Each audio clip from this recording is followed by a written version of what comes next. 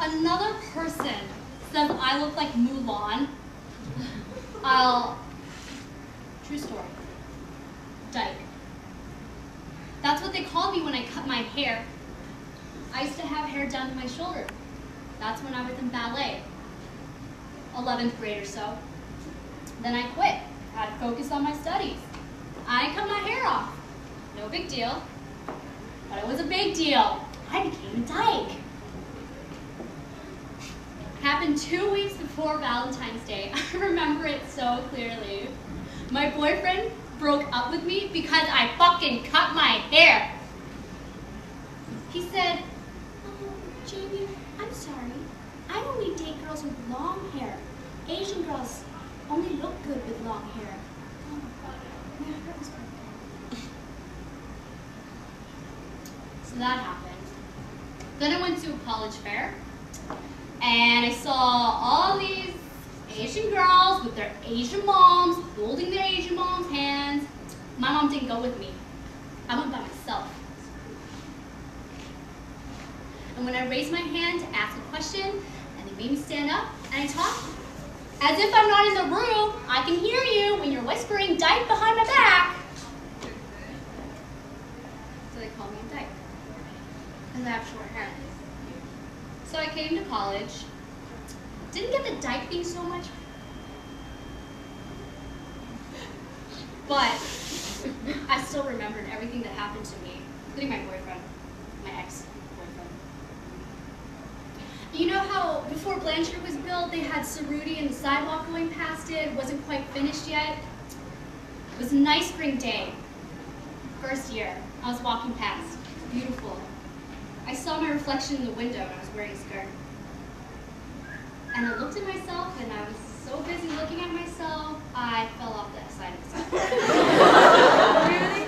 Oh, Jaime. I know, that sucks. But you know what? Right before I fell on my face in front of people who were coming towards me, I looked myself in my reflection, and I saw in my eyes, and I saw my hair, and I saw who I was, and I thought, damn, I'm hot.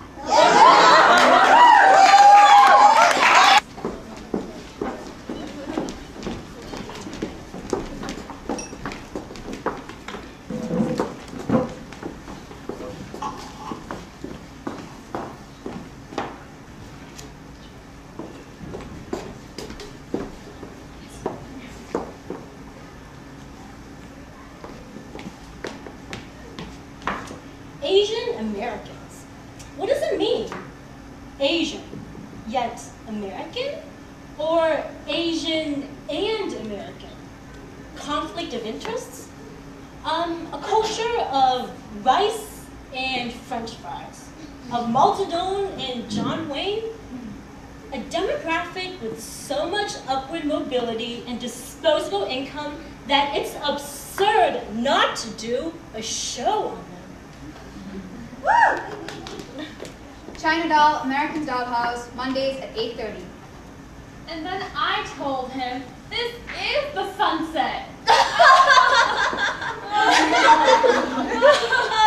Oh, Monica, I love being a young, idealistic Asian American woman representing my people in the big city in ways unheard of 50 years ago. And shopping in Union Square. Fact. Did you know that from 1882 to 1945, the Chinese Exclusion Act barred almost all Chinese from entering America? True. I'll toast to that.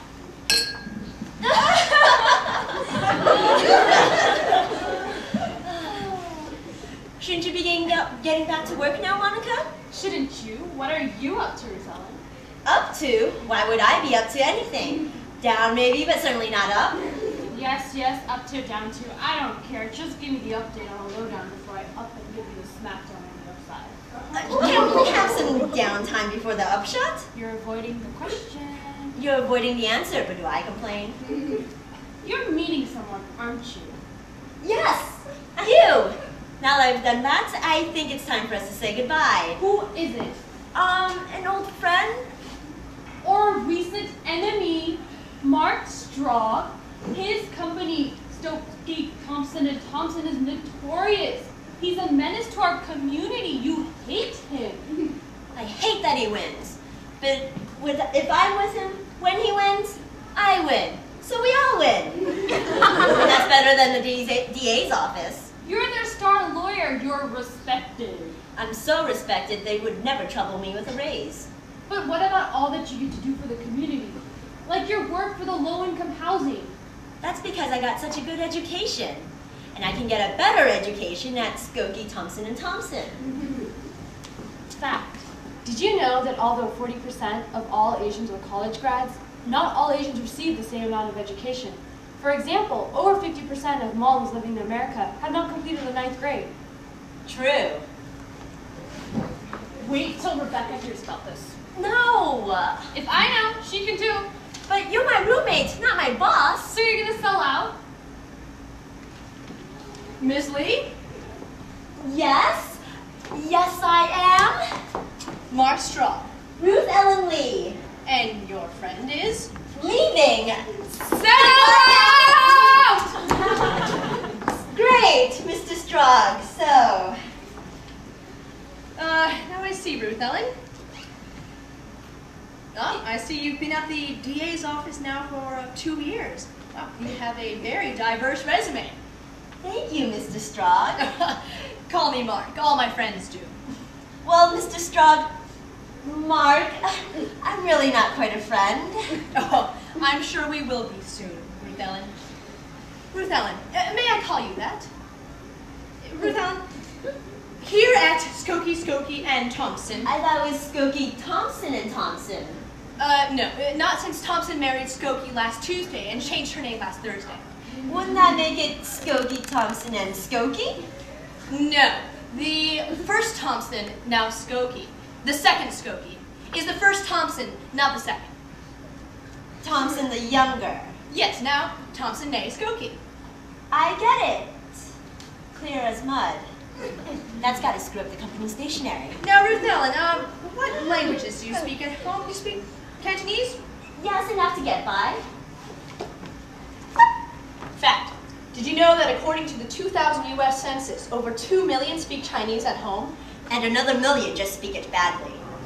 我是你的朋友，你是谁啊？ True.